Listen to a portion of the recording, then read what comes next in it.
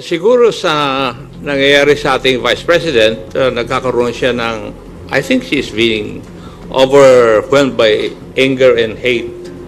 Pag ang isang tao ay sobrang galit,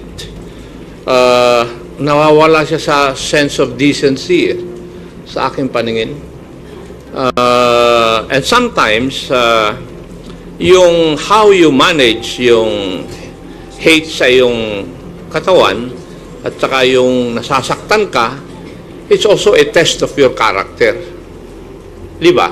How you manage these things, it's a test of your character.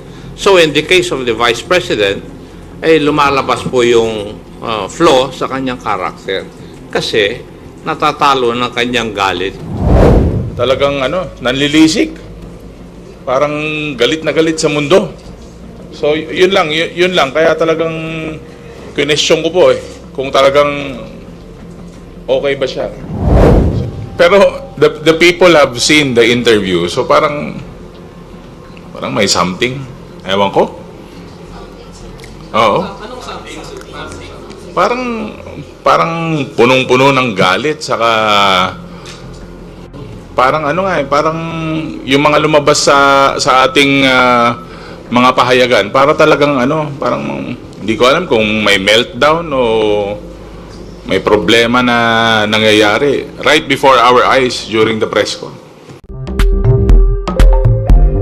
Good morning, everyone. Anyway, during the last year's hearing, lumabas na po yung pangalan ni a certain Eddie Tayang, in which the Bureau of Immigration confirms that Eddie Tayang is a Chinese citizen, with being a passport holder of a Chinese, in the person of Jia Jingyang.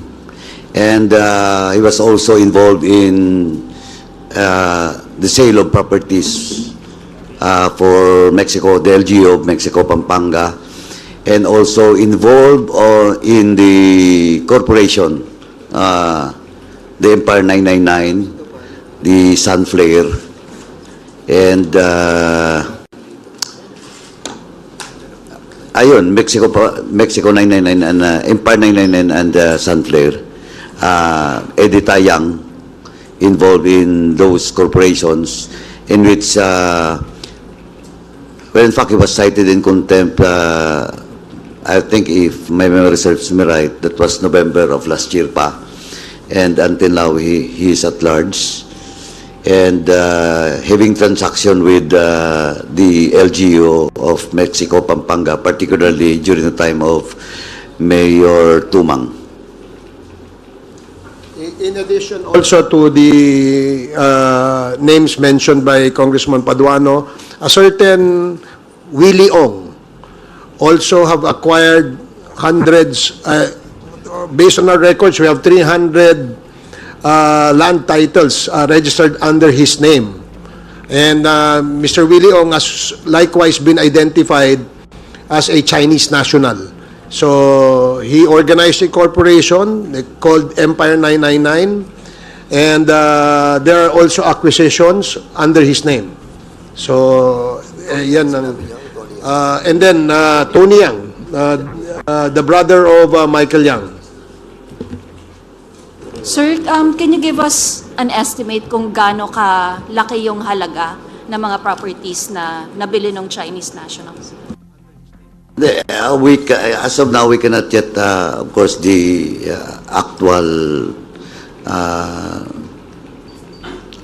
yung worth ng properties, but thousands of hectares po ang involved dito. And what is prominent is the corporations, that was owned by these Chinese nationals, yung Empire 999 po, as I've said, Sunflare, at saka Empire 999 and Sunflare po. In addition to that, para at least medyo klaro, kasi yung Empire 999 Realty Corporation, isang company lang yon. Consider mo yung pinag-uusapan ditong titles, almost 300 titles. Isang corporation. So meaning marami pa tayong hindi na di-discover ng mga corporations that are Chinese pretending to be Filipinos. So yun ang malaking trabaho na dapat nating asikasuhan, especially ang ating pong Solicitor General, na makita tong mga corporation na to, na maraming mga pure Chinese na pretending to be Filipinos and owning and buying properties. Sir,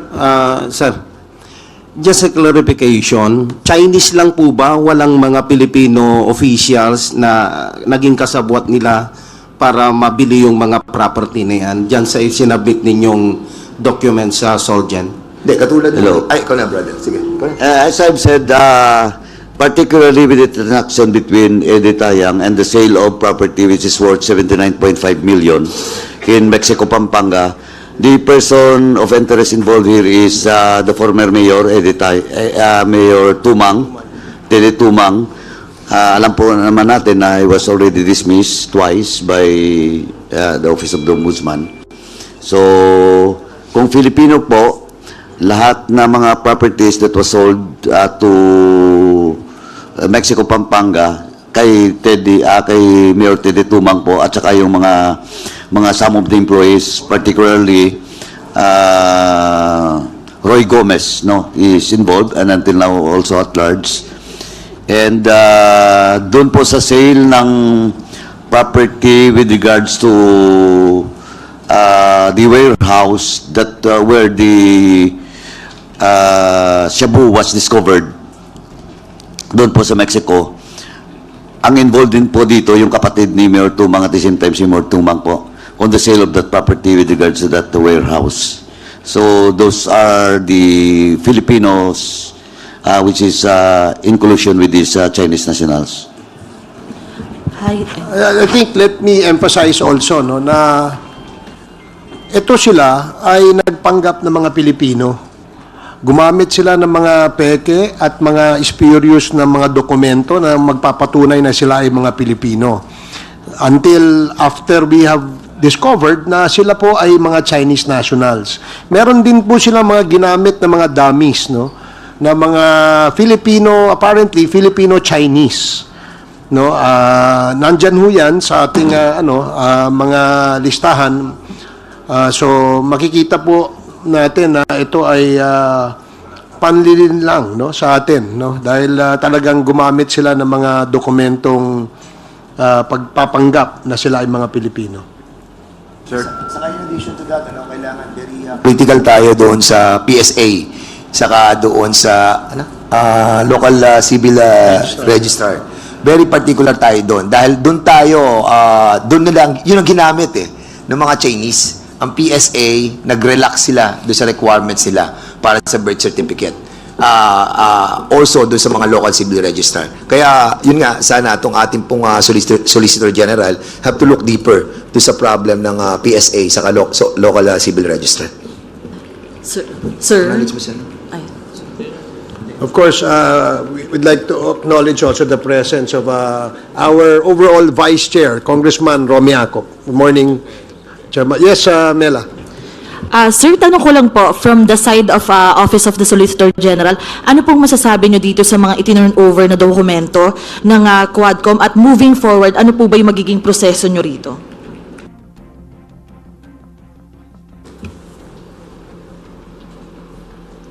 Hindi pa po namin nakikita yung contents ng mga documents turned over to us now, pero may mga listahan po dito sa invitation ng mga honorable chairpersons ng Quadcom. Aaralin po namin to. Pero initially po, eto po kasi yung mga possible na actions that may be filed by the OSG with the coordination of the pertinent government agencies, for example, sa civil forfeiture of the assets acquired of this Chinese through AMLAC, and eto rin for the reversion and or escheat proceedings to recover yung mga fraudulently acquired real estate by this Chinese. Pero eto po, aaralan namin mabuti kung ano yung real status of these lands now. Whether or not in the meantime, these lands have been transferred to qualified Filipino individuals or entities, in which case, jurisprudentially, the constitutional defect is deemed cured. So, ang kwan lang nito, if the real estate is still in the name of this Chinese, we will file the necessary actions, escheat or reversion. Then, kung eto po, pag nasa pangalan na to ng mga Filipino individuals, cured na po yan, pero subject po sa possible administrative or criminal actions sa mga involved, including mga government officials, if there's any. Okay. Sir? Yun lang. Okay. Sir. May dalawang tanong lang po ako. No? Yung unang-una ay ilang mga Chinese po yung nasa listahan ho natin na binigay po natin dyan sa OSG. Pangalawa, pwede ho bang pakidescribe kung itong binabanggit ho na mga lupain o property, pwede na ho bang makabuo ng isang munisipyo o lungsod sa laki ng mga property na pinag-uusapan po natin? Salamat po. Ang aming estimate, thousands of hectares Itong nandito, we do not have the final figure, pero kung babasihan natin yung number ng titulo na na-acquire, no? Na ilipat sa pangalan ng Chinese national o hindi kaya doon sa kanyang korporasyon na nirehistro, lumalabas ito, umaabot to sa mga 300 hanggang 400 na titulo. So if you estimate that each title would have at least a hectare of land, so doon lang sa isang tao, sa isang korporasyon, meron na silang estimated 4 hanggang 500 hektaryang lupa sa isang kumpanya lamang yon. So tama yung sinabi ni Attorney Ocampo that they will study this, initiate the escheat proceedings, kasi if ever we recover this, it has to be recovered in favor of the national government. Kasi nga, merong fraud na nangyari. Bumili sila ng lupa, all these properties are fraudulently acquired. I don't know kung ano yung purpose. Yung iba, ang ginawa nila, nagtayo sila ng mga warehouses, nagtayo sila ng ibang negosyo, and possibly, no, kung nakalusot ito, baka nagkaroon na naman ng Pogo Hub dyan sa mga lugar na yan. And siguro in addition, Mr. Chairman, kasi we have to be expedite yung lahat ng issues pertaining to the properties that were owned by the Chinese people pretending to be Filipinos. Si Secretary Lucas Bersamin issued a preservation asset na kung saan doon sa asset preservation doon sa Banban, na kung saan nakapreserve yung asset po nila para hindi na mabenta.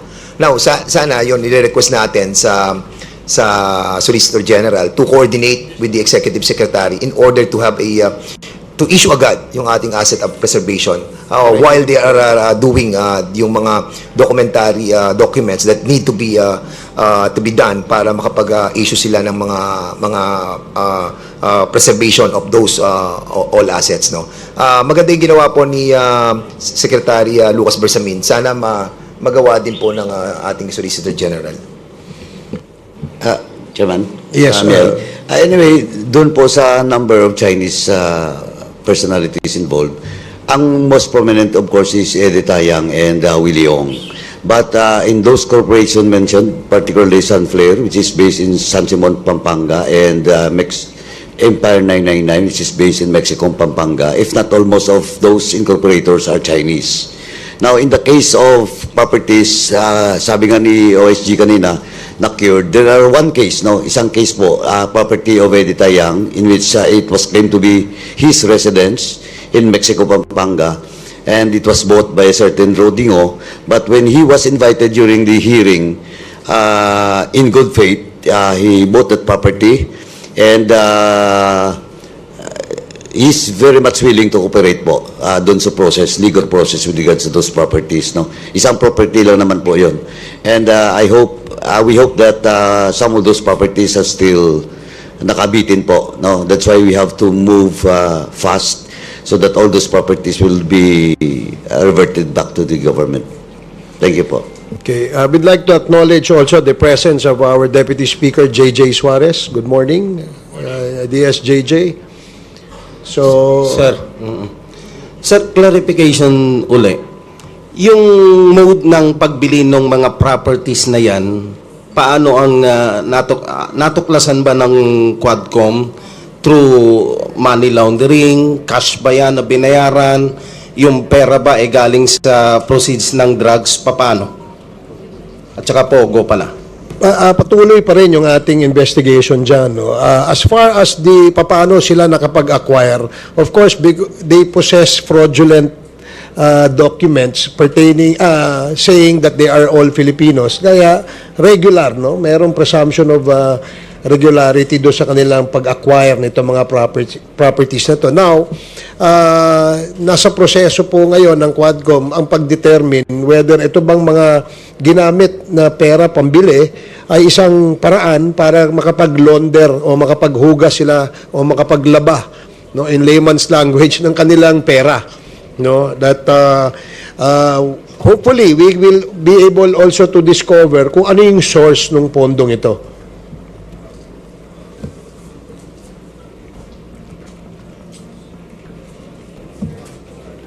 Okay.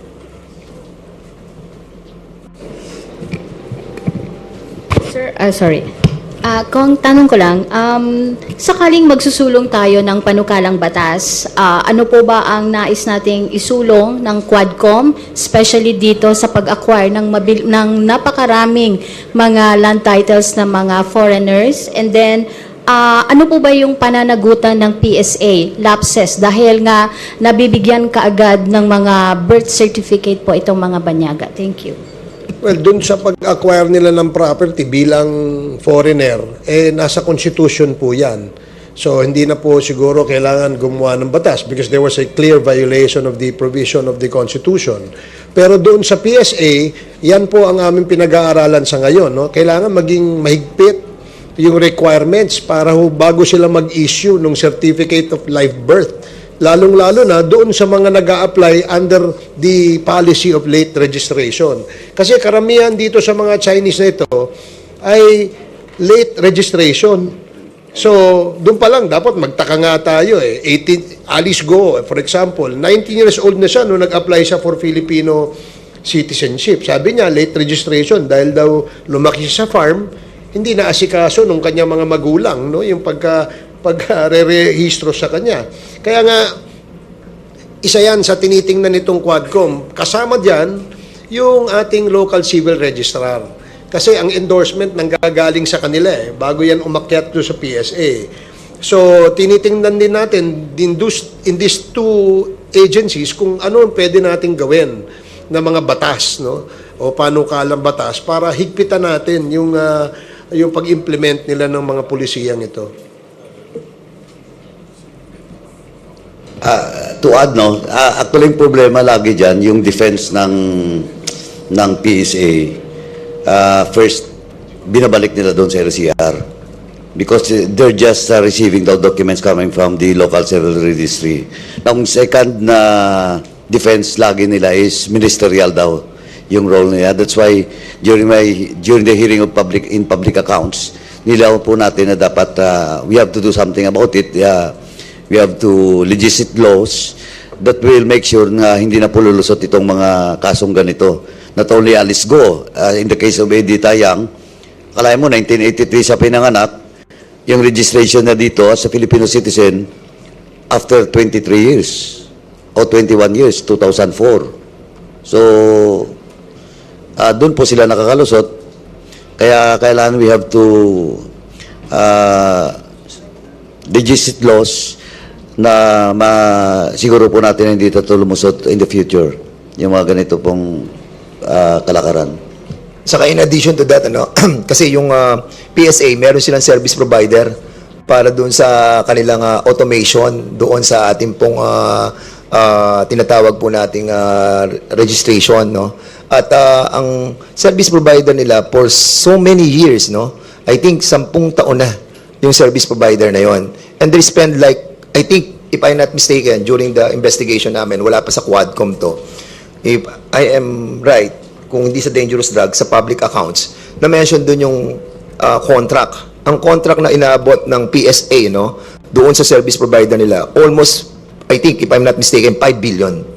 So, kung meron tayong ganong klase ng kontrata, no, doon sa PSA, being owned by a private corporation, not owned by the government, at stake yung ating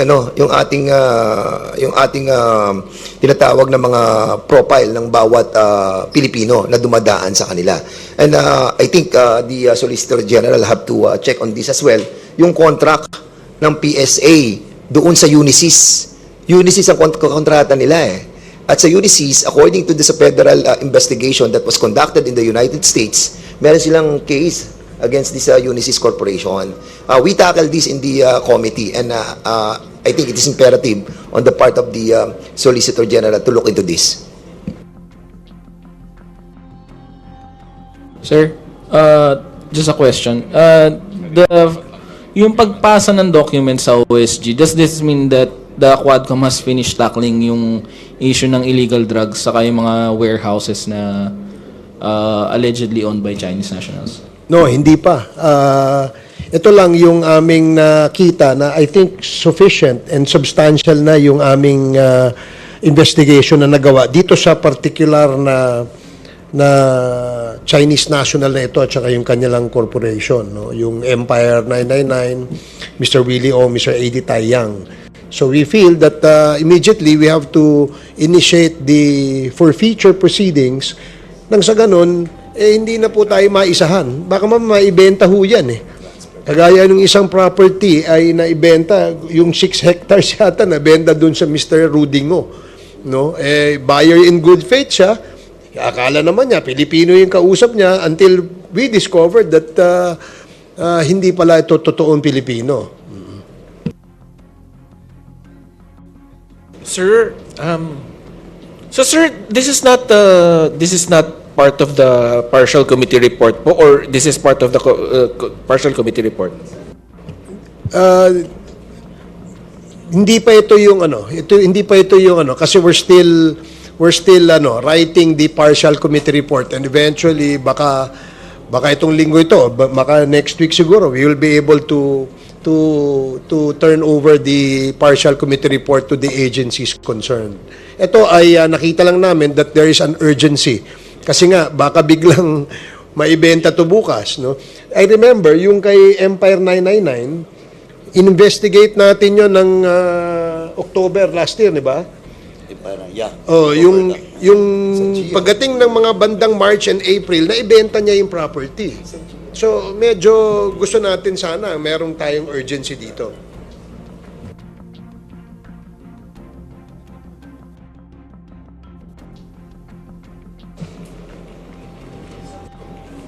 Sir, bukas Quadcom ulit tayo. Confirm ba na dadalaw si dating Pangulong Rodrigo Duterte? Siya, meron, galing tanong mo, Vic, Kala ko dito lang tayo muna sa property. Sige, hindi, we already sent out invitations.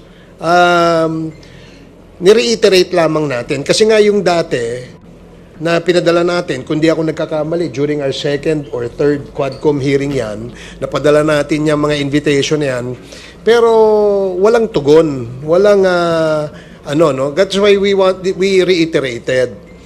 Maaring hindi natanggap, maaring, kaya nga, itong invitation na ito, nagpadala tayo ulit. Natanggap po ba? Wala pa kaming feedback. I think we course it through the PNP na mapadala ito para mas mabilis. So, okay. Hopefully. Good morning po, good Congressman. Earl po from IVC 13. Sir, on another topic, sa press con po ni Vice President Sara Duterte and over the weekend, ilan po sa mga House leaders natin na nagpahayag ng kanilang pagkabahala sa ilang mga statement na binitawan ng ating Vice Presidente. Any comments or reaction po on this one, sir? Thank you.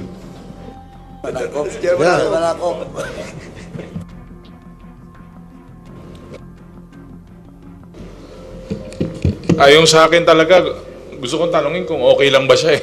Nag-aalala po talaga ako eh. Pero the statements were not even, for me, hindi na siya political eh. Parang it's a question of kultura. Nasa kultura ba nating mga Pilipino yung mga ganyan na statements? Ganyan ba tayo pinalaki? Ganyan ba kapaligiran natin? So, talagang nanlilisik. Parang galit na galit sa mundo. So, yun lang. Kaya talagang question ko po eh. Kung talagang okay ba siya. So, yun. Follow up? Si Jay. Hello? Congressman Rog, your comment?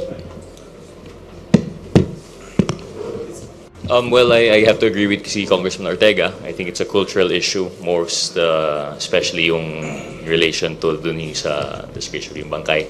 And I think most of the people have already complained po, no? I think it doesn't really involve any comment on our part as congressmen, and we leave it siguro to the people to decide on how they would see that as qualities of a leader. Yun po. We'd like to acknowledge also the arrival of Congressman Jay Kung Hoon. Good morning, Congressman Jay. And you can also direct your questions to him. Sir, follow up. Go ahead. Following up with that lang po, some of the Young Guns leaders requested psychological evaluation for the Vice President, sir. Would this be firm or may re-recommenda daw po ba tayo na...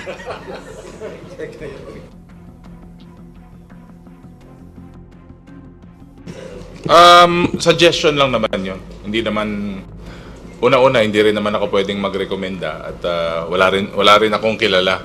Kasi so far parang okay pa naman ako. Pero the people have seen the interview. So parang may something. Ewan ko. Oo. Parang punong-puno ng galit, saka parang parang yung mga lumabas sa ating mga pahayagan, para talagang parang hindi ko alam kung may meltdown o may problema na nangyayari right before our eyes during the press ko. Sir?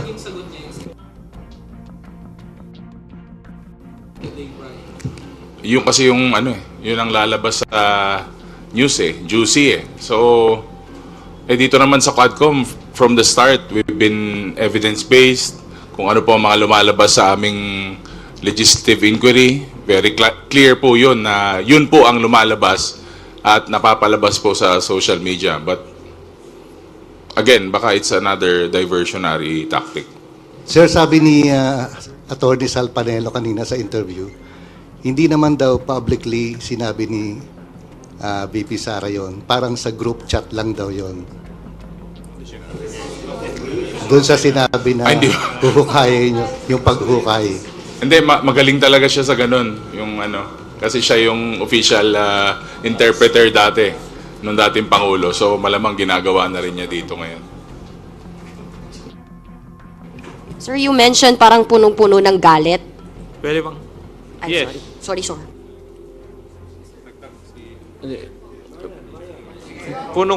Punong-puno ng galit talaga. Yes. Why do you think po? Bakit po sa tingin ninyo ganun yung nangyari kay and you even mentioned Kong Ortega na parang may meltdown o may problema na nangyayari. Why do you think po na nagkaganon?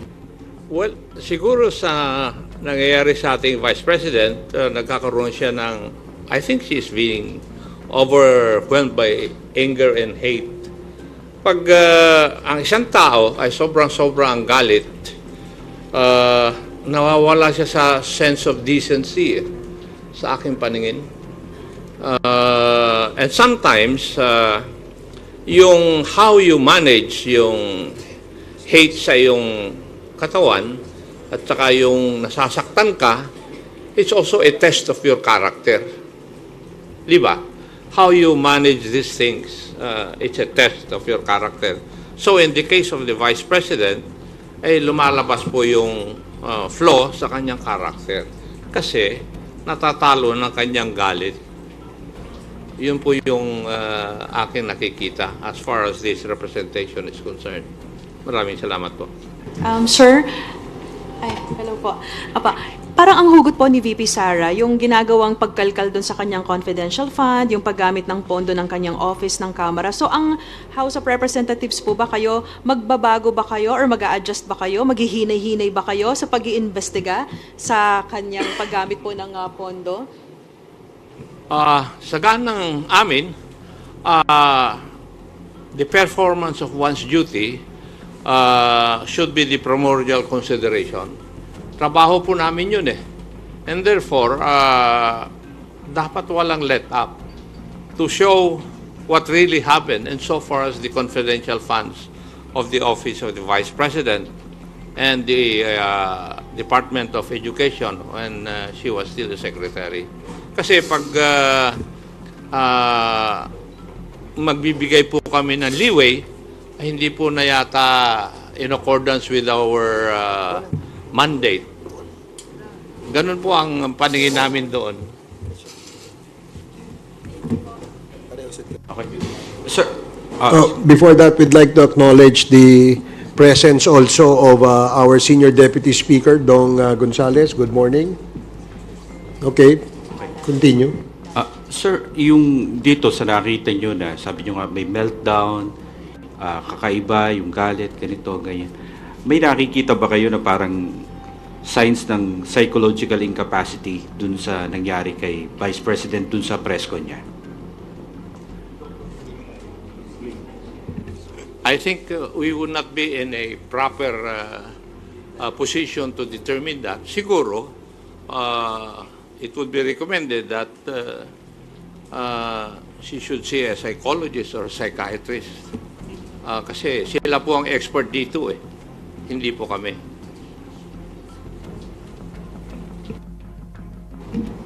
Sir, sorry, good morning po. Hindi lang po si Pangulong Marcos and former President Apo Marcos yung kumbaga tinira ni VP Sara. Meron din po kasi siyang binanggit laban din po kay Speaker Romualdez na sinabi niyang embarrassment daw po ang ating House Speaker. As House leaders, ano pong masasabi po ninyo dun sa pahayag po na yun? That's her opinion. It's not the opinion of 120 million Filipinos. Di po ba? And she is entitled to her opinion.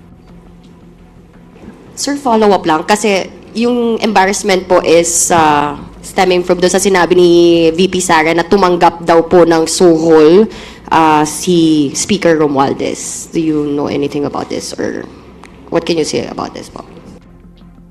Suhol saan yun? She did not expound or elaborate po yung tungkol doon sa susunod daw niyang press con. Pero, So we will not be commenting on that. Kasi hindi naman namin alam kung ano suhol yan. Hayaan mo po muna mag-expound siya. Then we'll answer the issue about it. And second siguro, I'd just like to add, no?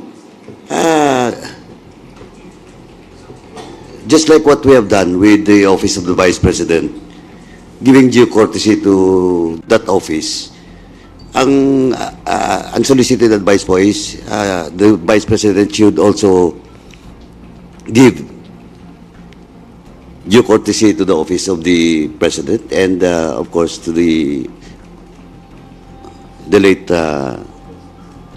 Ferdinand Marcos Sr. Yun lang po.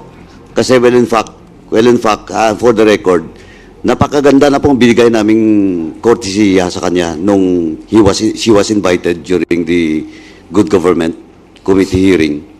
Well, in fact, he was allowed to speak while not taking her oath. So, yun lang po, unsolicited advice. Just give due courtesy to the office of the President. Well, Congressman Gonzales po, no? Well, regarding dun sa suhol, di po namin alam yun, di ba? Ang pagkaalam ko po from the day of the campaign, ang kasama po ni Vice President Sara ay si Speaker Martin Romualdez. Alam niyo po, sa totoo lang, pag nag-uusap kami ni Speaker, Kasi po may survey na lumabas na mababasa sa Pampanga during those times. Ang pinakiusap ni Speaker Romualdez sa amin na kung pwede tulungan si Vice President Sara sa Pampanga. Kasi nga, may kandidatong Kapampangan doon, si Kiko Pangilinan. At mataas si Kiko Pangilinan kasi Kapampangan. So, winork out po namin yun. At from day one up to the proclamation, kasama po si Speaker Martin Romualdez. Ang kwento, lahat po, siya po ang nagmamalasakit kay Vice President Sara. Kaya nagtataka po ako, biglang bumaligtad, na kung hindi sa'yo, Speaker Martin Romualdez, hindi ako naging Vice President. Meron pong statement ganyan nung napanood po natin yun. Kaya sana po, hindi po natin alam kung ano ang nasa isip ni Vice President Sara, at yun man lang sabihin mo na uukayin mo yung tatay at itatapon mo sa West Philippine Sea. Ako po isang nasaktan bilang anak. Kung ako po si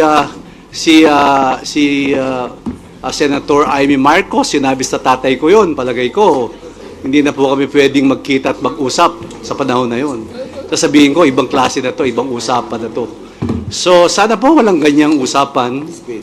At yung ganyang naririnig kong mga salita, salita pag umiinom sa kanto, sa barangay, paglasing na, biruan lang yun, di ba? Pero walang ganyang, parang wala pong ganyan. Medyo, ako po, honestly,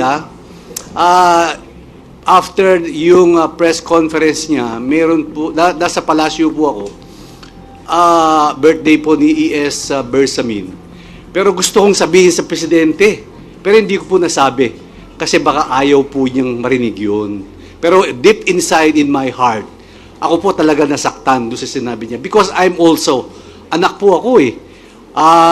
Hindi na po ako makakakita ng tatay. Isa lang po ang tatay ko.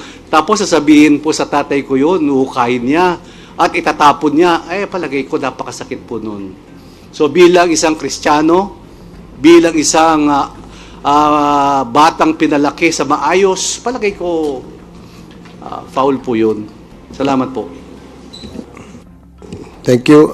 I would like to acknowledge also the presence of the chairman of the Committee on Human Rights, our co-chair sa Quadcom, Congressman Benny Abante. Good morning. Mr. Chair, in addition to that, na sinabi po ni SDS, alam nyo, kahit pagbalik-balik din natin ang mundo, yung ating pong former president, si Ferdinand Marcos Sr., malaki po nagawa niya sa bansang Pilipinas. Kahit sabihin na natin na inakusahan siya na diktador at napatalsik siya ng ating pong mga kababayan.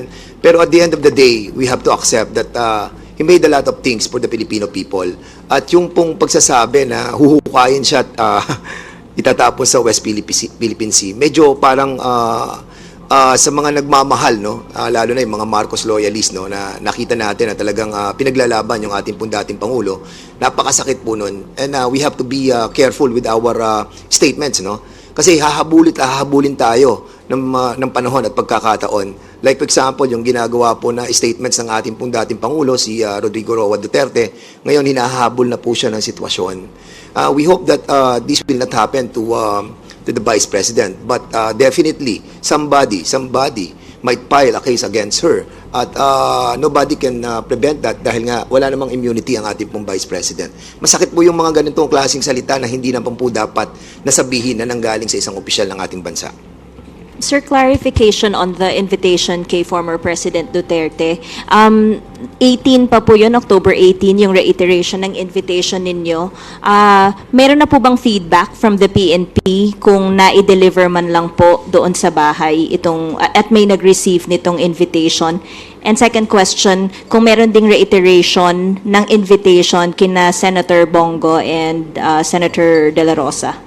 Well, kasi dun sa previous invitation that we sent, I think, kundi nga ako nagkakamali, during the second or third Quadcom hearing yun, open-ended yun until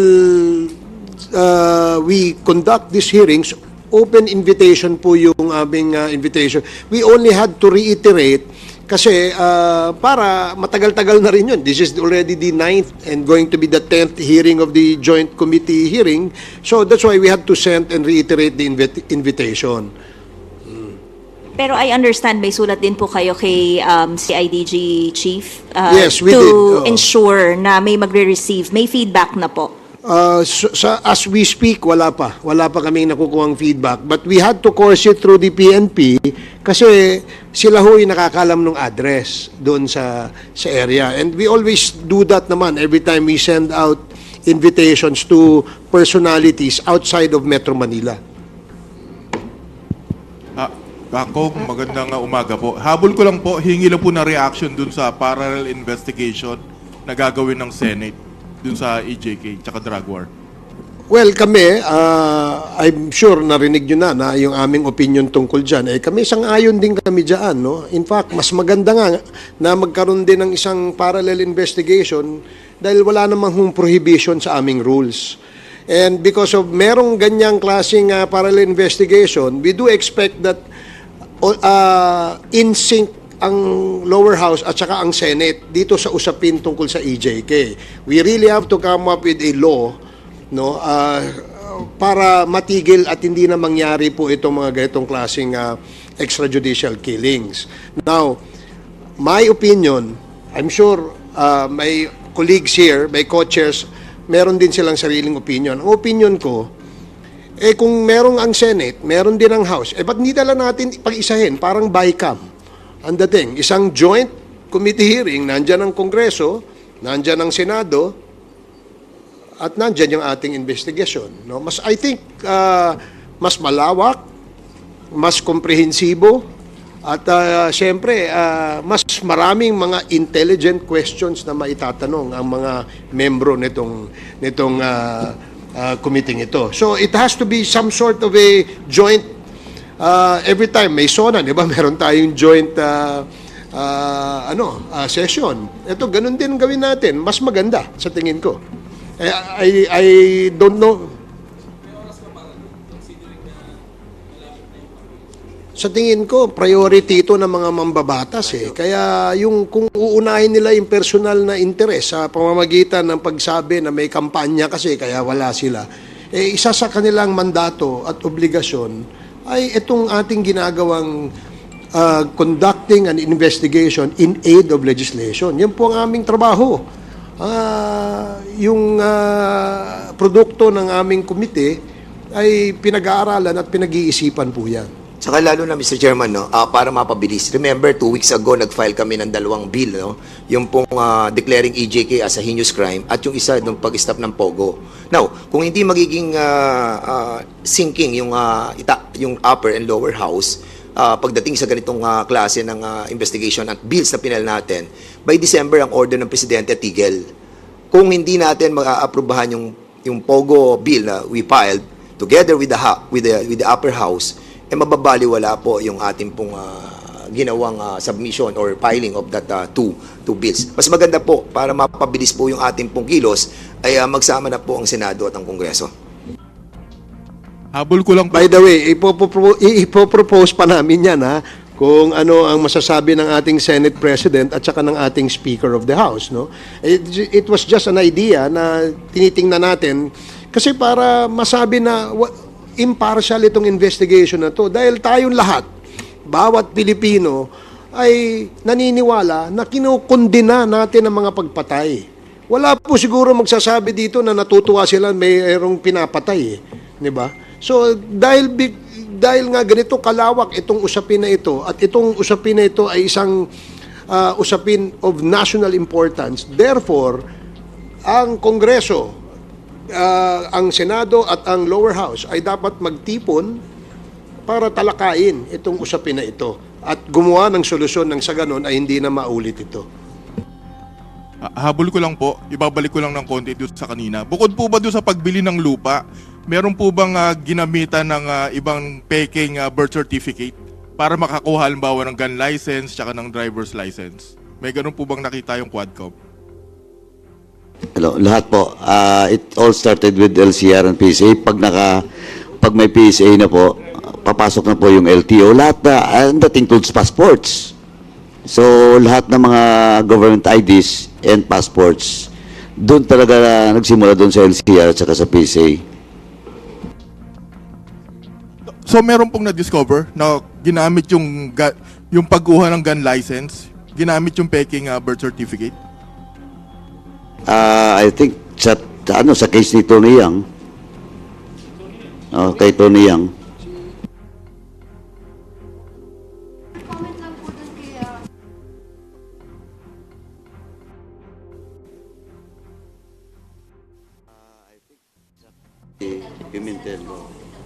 Recommendation is Codero. Recommendation yata ni SP yan, ano? And of course, we respect that dahil sila naman po ay bound by their rules. Ganon din kami dito sa House.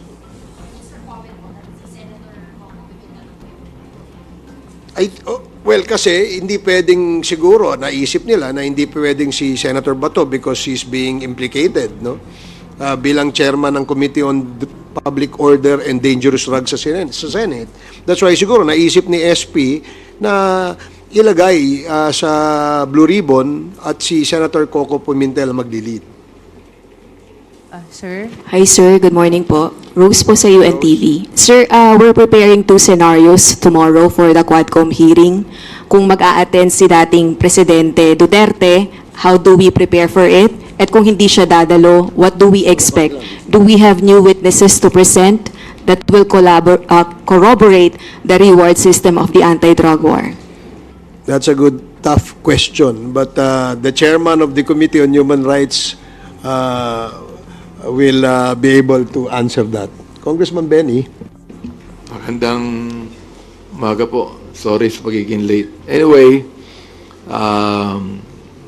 bilang chairman po ng Committee on Human Rights, noon pa, nais na namin imbitahan ang ating dating Pangulo to appear. No?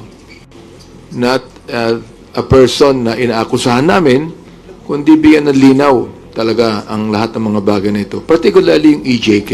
Pagkat binanggit naman ni Colonel Espinido at ng mga ibang mga kapulisan natin na talagang may EJK. Ngayon, kung halimbawa hindi makakadalo ang Pangulo, ine-expect namin siyang dumalo sapagkat sinabi naman niya sa media na if he is invited, ay darating siya. Kaya palagay ko sa akin po, walang pagdududa na he might come. Kung di siya tumating, meron pa po kaming mga witnesses na talagang magsasalita patungkol sa mga bagay na ito. Chairman, padagdag ko lang po. Actually, yung invitation ng Presidente nung nakaraan pa yan, and to invite him once again in tomorrow's hearing is just normal, no? He's just one of the resource person that was invited in previous hearing. Now, kung question of preparations with regards to proceedings, I think yung preparation is still normal because we treat the former President as one of the resource person that will shed light on the issue of AJK. So wala pong magbabago. If ever he appears po tomorrow, ano po yung security na ipapatupad po natin? And will he get the first part of the hearings? Siya po ba muna yung pagsasalitain po natin? And what questions we will ask? First, question of security, that's not us, but the Sergeant at Arms. No, in coordination with the PNP. Second, if he will be the first or the last or in the middle, sabi ko na nga, we will treat him as part of the resource person. So, depende po yan sa mga members, no, na magtatanong. And third question of what are those questions, let us see tomorrow what will happen during the hearing. Well, Dagdagan ko lang din, no, na of course, we will afford him the courtesy due to a former president, no? Alam niyo naman dito sa Quadcom, nirerespeto naman natin yung rights ng ating mga resource persons at ng ating mga witnesses. Ano? Taliwas diyan sa iniisip ng iba sa pagbabati ko sa amin na we do not daw respect the individual rights of our witnesses as well as our resource persons, no? Of course, they have all the right, no, that we will extend to them. Kasi lalo na yan, na dati pong Pangulo si former President Duterte. So definitely, we will respect him as a person and respect his former office as the President of the Republic of the Philippines. Let me add, no, sa akin naman, more than asking any educated question, we would like to listen to his educated answer. Ibig sabihin, we're willing to listen. Di ba? I mean, for him to explain to us yung war on drugs, we're willing to listen. For him to explain to us why is it necessary on the war on drugs that more than 20,000 people were killed. We are willing to listen. Oo. We're willing to listen na sinabi niya several times na patayin ang mga drug pushers. For example, we're willing to listen kung bakit niya sinabi yan. We're willing to listen na yung kanya mga binanggit na pinapatay, na-embolden ang ilang mga pulis na gawin ang hindi dapat gawin. We're willing to listen. We're willing to listen to him. Nasabihin niya, nagkaroon ba ng due process bilang chairman ng Committee on Human Rights? What I'm concerned about ito, nagkaroon pa ng due process. Nagkaroon ba na tinatawag natin sa konstitusyon na binigyan ng pagkakataon kahit mga suspect yan na hindi natin binibilang na mga kriminal unless proven guilty. Bilang ang ating dating Pangulo ay piskal. Naniniwala po siya sa due process. Naniniwala po siya na dapat bigyan ng pagkakataon ang mga suspect kahit mga drug lord pa yan. We're willing to listen. We're willing to listen kung bakit more than 7,000 ang mga pinatayan ng mga drug pushers sa mga mahiliit. Pero yung mga malalaking drug lords, buhay pa hanggang ngayon. That is what we would like to know. Ay, sir, sorry, follow-up lang. Kasi sa mga social media feed or post po ng mga supporters ng Duterte camp, his attendance may lead to contempt. Yung pong respect that the Quadcom will accord the former president, is that enough assurance for him not to be contempt? I cannot, the committee personally, I cannot assure that. It's up to him to be present tomorrow, and it's up to his answers and his actuation during the hearing. So, for me, sabi ko na nga, hindi ko pwedeng pangunahan ng dating Pangulo. Let us see what will happen tomorrow. But one thing for sure, we will afford him the due courtesy his office should be afforded. Sir? Sir? Sir? Sir? Sorry. Sir, Go ahead. Sir, follow-up ko lang yung sa mga Chinese na may title.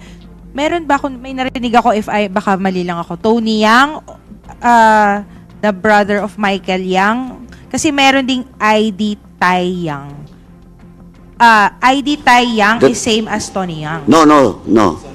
Iba yan, magkaiba yan. But this ID... ID Tayang, yung Chinese name niya is Jiajing Yang. Okay, sir. Pero related ba to sa kay Michael Yang and Tony Yang, sir? Si Edith Tayang is related by business associations. As business associate Yeah, of but of Michael course si Yang and Yang. Tony Yang is related to Michael Yang, the brother of Michael Yang. So itong si ID Tai Yang is business associate ni Tony Yang. Tama, No, sir? ni Michael Yang. Michael Yang. Okay, thank you. Thank you, sir. I just like Sir, kagaya po nung nangyari sa good government na hearing, hindi po tumayo si VP Sara para mag-take ng oath. Granting po, pumunta po si former president at hindi rin po tumayo para mag-take ng oath. Again, as I've said, I cannot personally, I cannot answer about it, but we have to stick in our rules. What is our rules should be followed during committee hearings. And let us see tomorrow. Let us see tomorrow.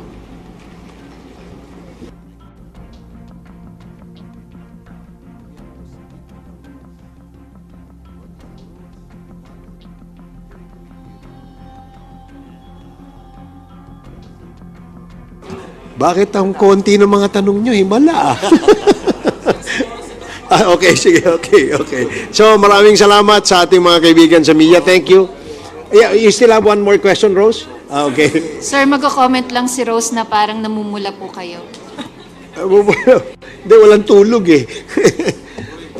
Di ba, we're supposed to be on vacation? Di ba? Nagtanim ako dun sa amin eh, kaya mainit eh. Ako, palagay ko yung tanong kanina, palagay ko mas civil si former president kaysa kay vice president. Palagay ko, magtay-take ng oath yan. Mas civil siya eh. Para sa iba pang karagdagang mga balita at impormasyon, ay huwag po nating kalimutang mag-like, share at comment sa video na ito, at huwag po rin nating kalimutang mag-subscribe to continue supporting us. Maraming salamat po sa inyong panonood, at naway tangkilikin po ninyo ang aming YouTube channel.